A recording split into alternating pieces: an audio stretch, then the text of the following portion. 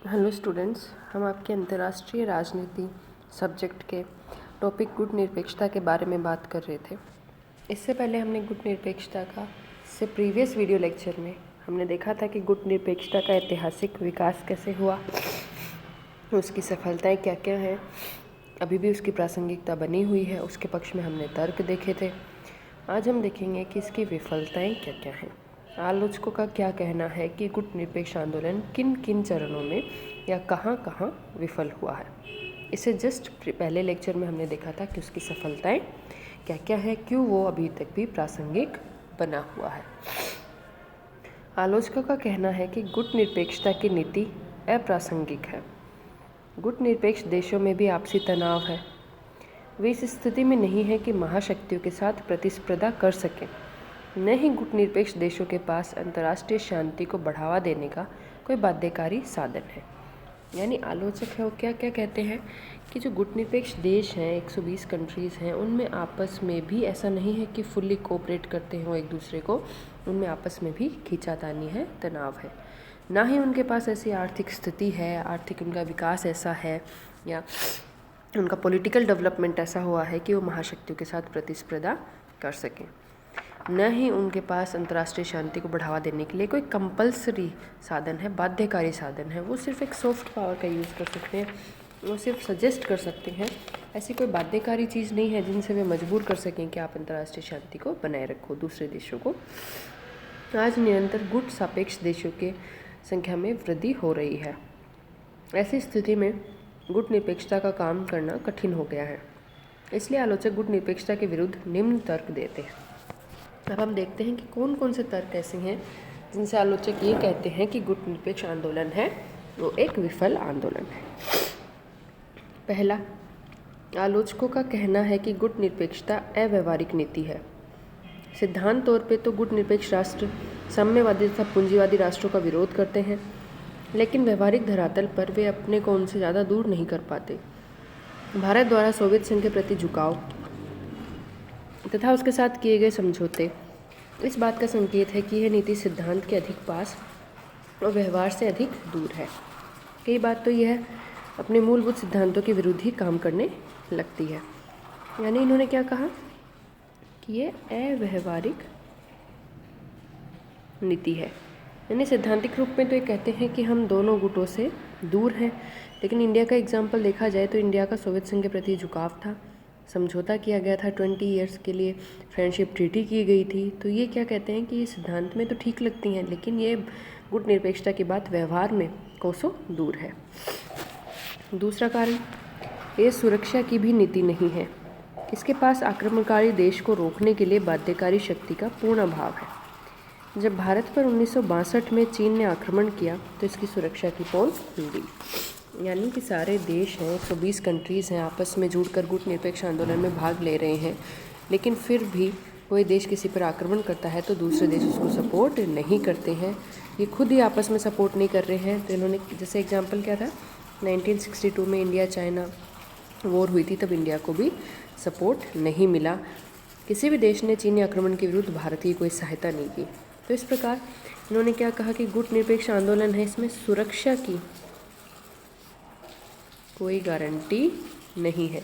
जबकि सैनिक संधियां जो हैं, जो दो गुट हैं, नाटो, सीटो, वारसा पैक्ट, सेंटो, ये क्या कहते हैं कि इस प्रकार की सैनिक संधियां हैं वो सुरक्षा की गारंटी देती हैं कि किसी एक कंट्री पर आक्रमण होगा, जैसे नाटो में कहा गया था कि एक कंट्री पर अगर आक्रमण होगा तो वहाँ के उस सैनिक संधि के जो भी सदस्य देश हैं उन सबके विरुद्ध आक्रमण माना जाएगा, सब उसको जवाबी कार्रवाई देंगे। गुट निरपेक्षता में ऐसा कहीं नहीं कहा गया है कि अगर एक कंट्री पर आक्रमण हो रहा है तो बाकी देश हैं वो उसको सपोर्ट करेंगे। ना ही इंडिया का किसी ने सपोर्ट किया जब 1962 में चीन ने इंडिया पर आक्रमण किया था। तो इसमें क्या कहा गया, दूसरे आलोचक दूसरी कमी क्या बताते हैं कि पहली तो यही बताते हैं कि सिद्धांत के ज़्यादा पास है, व्यवहार में कोसों दूर है। तो सिद्धांतिक रूप में देश दोनों गुटों से अलग रहने की बात करते हैं, व्यवहारिक रूप में वो उनके ज़्यादा पास हैं, उनसे समझौता भी कर रहे हैं, ट्रीटीज़ भी कर रहे हैं उनसे, और उनके प्रति झुकाव भी दिखा रहे हैं। और दूसरा कारण क्या दिया कि इसमें सुरक्षा की कोई गारंटी नहीं है, इसलिए एक विफल आंदोलन है। तीसरा, गुट निरपेक्ष देशों के पास आर्थिक शक्ति का अभाव है। इन्हें आर्थिक मदद के लिए दूसरे विकसित देशों पर ही निर्भर रहना पड़ता है। ऐसी स्थिति में सहायता प्रदान करने वाले देश के प्रति उसका भावनात्मक तनाव तो जुड़ ही जाता है। ऐसे में गुटनिरपेक्षता कहाँ रह जाती है, भावनात्मक जो जुड़ाव है वो उनका बढ़ जाता है, क्योंकि जो गुटनिरपेक्ष देश हैं वो ज़्यादातर विकासशील देश हैं, स्टिल डेवलपिंग कंट्रीज़ हैं, तो उनके पास आर्थिक शक्ति इतनी नहीं है कि वे लोग खुद अपना इंडिपेंडेंट स्टैंड ले सकें। उनको आर्थिक मदद के लिए विकसित देशों पर निर्भर रहना ही पड़ता है।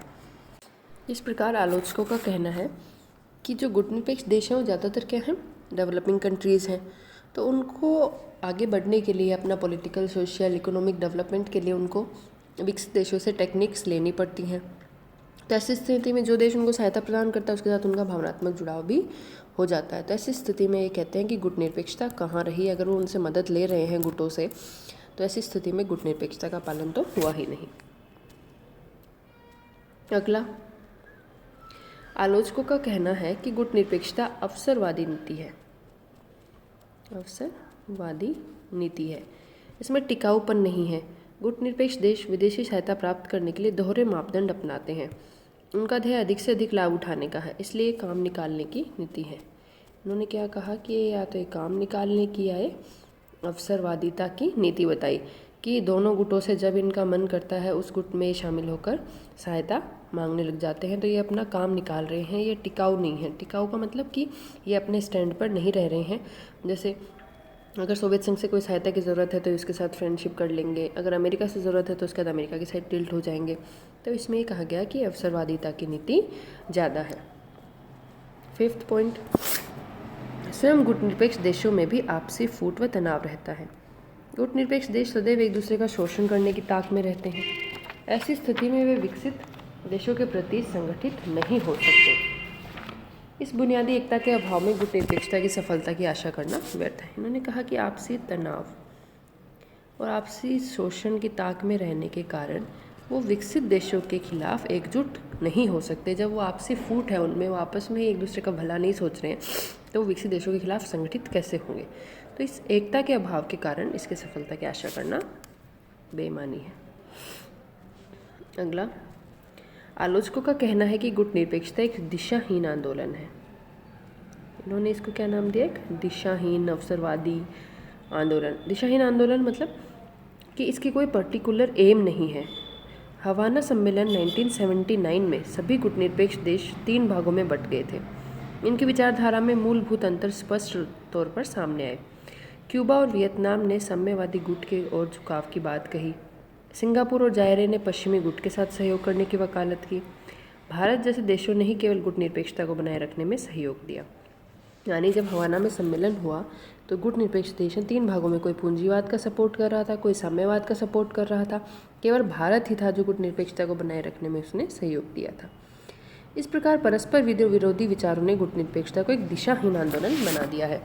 जब इनके विचार ही एक नहीं है गुटनिरपेक्ष देशों में, तो इसकी दिशा एक कैसे हो सकती है। तो आलोचकों को कहना है कि एक दिशाहीन आंदोलन बन गया है। अगला, गुटनिरपेक्षता केवल आदर्शवाद का पिटारा है, इसका अपना कोई मौलिक सिद्धांत नहीं है। गुटनिरपेक्ष देश कई बार द्विपक्षीय मामलों को सम्मेलनों में उठाते रहते हैं। इसमें शामिल सभी देश पृथक पृथक तरह की विचारधारा रखते हैं। इसमें तानाशाही व लोकतंत्री दोनों व्यवस्था वाले देश एक साथ शामिल हैं। गुटनिरपेक्ष देश आंदोलन में कुछ ऐसे देश हैं जिनमें तानाशाही है, कुछ ऐसे देश हैं जिनमें लोकतंत्र है, कुछ ऐसे देश हैं जिसमें राज व्यवस्था थी पहले। तो इसमें काफ़ी व्यवस्था वाले देश शामिल हैं, तो उनकी मौलिक विचारधारा में अंतर होना ही है। तो इस कारण गुटनिरपेक्ष आंदोलन एक असफल आंदोलन सिद्ध होता है। तो उन्होंने कहा कि एक आदर्शवाद का पिटारा है। व्यवहार में देखा जाए तो उनके मौलिक विचारों में अंतर है, उनकी जो सामाजिक ताना बाना है उसमें भी अंतर है, पॉलिटिकल जो कंट्रोल करती है सरकार उसमें भी अंतर है। तो इसलिए एक असफल आंदोलन सिद्ध होता है। 8th पॉइंट, इससे अंतर्राष्ट्रीय राजनीति व्यवस्था में कोई प्रमुख परिवर्तन नहीं हुआ है। इन्होंने कहा कि गुटनिरपेक्ष आंदोलन स्टार्ट होने के बाद से अब तक कोई खास परिवर्तन नहीं हुआ अंतर्राष्ट्रीय राजनीति में। शीत युद्ध के दौरान दोनों महाशक्तियों में आपसी तनाव में कमी गुटनिरपेक्ष के प्रयासों से न होकर उनकी आपसी सूझबूझ का ही परिणाम था। 1962 में क्यूबा संकट के समय दोनों महाशक्तियों में टकराव का टलना उनकी आपसी सहमति थी।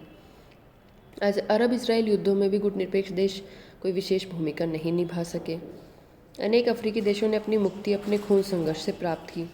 इसमें गुटनिरपेक्ष देशों की कोई विशेष भूमिका नहीं रही। अतः गुटनिरपेक्षता कोई प्रभावी उपाय नहीं है जो अंतर्राष्ट्रीय संबंधों में अपनी उपस्थिति सिद्ध करा सके। यानी इन्होंने काफ़ी एग्जाम्पल्स दिए हैं कि क्या क्या एग्जाम्पल्स रहे हैं जिसमें गुटनिरपेक्ष एक विफल आंदोलन शामिल हुआ है। जैसे कि अरब इसराइल युद्ध था, क्यूबा संकट था, उसमें जो दोनों महाशक्तियाँ थी उनकी आपसी सहमति के कारण वो संकट टले। उसमें गुटनिरपेक्ष देशों जो शामिल देश थे उन्होंने कोई खास भूमिका वहाँ नहीं दिखाई। तो इनके कहने का क्या मतलब है कि अंतर्राष्ट्रीय मंच, अंतर्राष्ट्रीय प्लेटफॉर्म पर गुटनिरपेक्ष देश कोई प्रभावी चेंज नहीं ला सके। कोई ऐसा चेंज जो एक बहुत बड़ा चेंज माना जाए अंतर्राष्ट्रीय राजनीति में जब से गुटनिरपेक्ष आंदोलन की स्थापना हुई तब से लेकर आज तक। शीत युद्ध में तो फिर भी इसकी थोड़ी बहुत इम्पोर्टेंस थी, उसके बाद समाप्त होने के बाद ये कुछ प्रभावी चेंज नहीं ला पाई।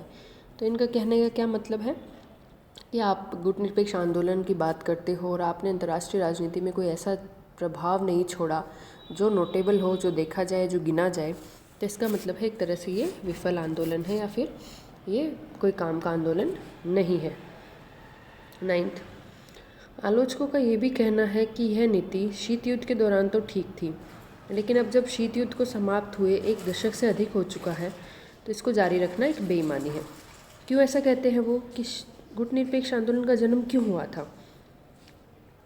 यूएसए, यूएसएसआर, इन 2 खेमों में विश्व बंट गया था कोल्ड वार के टाइम।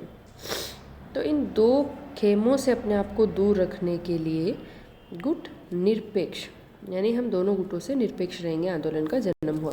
तो अब ये 2 गुट ही नहीं रहे, विश्व 2 गुटों में बटा हुआ ही नहीं है, तो ये कहते हैं कि गुट निरपेक्ष आंदोलन का मतलब ही नहीं रह जाता, इस वर्ड का मतलब ही ख़त्म हो जाता है गुट निरपेक्षता का। तो आलोचक ये कहते हैं कि शीत युद्ध के दौरान तो ठीक था, लेकिन शीत युद्ध के समाप्त होने के बाद 1 दशक से अधिक हो गया है तो इसको जारी रखना एक बेईमानी है।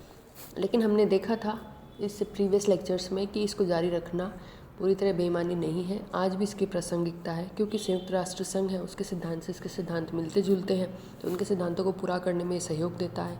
निशस्त्रीकरण के बारे में बात करता है, इसकी संख्या में निरंतर वृद्धि हुई है, इसका मतलब इसकी उपयोगिता अभी भी बनी हुई है। ये विश्व शांति की बात करता है, ये पंचशील जैसे सिद्धांतों पर चलने की बात करता है, अंतर्राष्ट्रीय शांति बनाए रखने की बात करता है, तो परमाणु युग में जो बहुत ज़रूरी है। तो ऐसे कुछ अपन ने पॉइंट्स देखे थे कि आज भी गुटनिरपेक्ष आंदोलन की प्रासंगिकता बनी हुई है।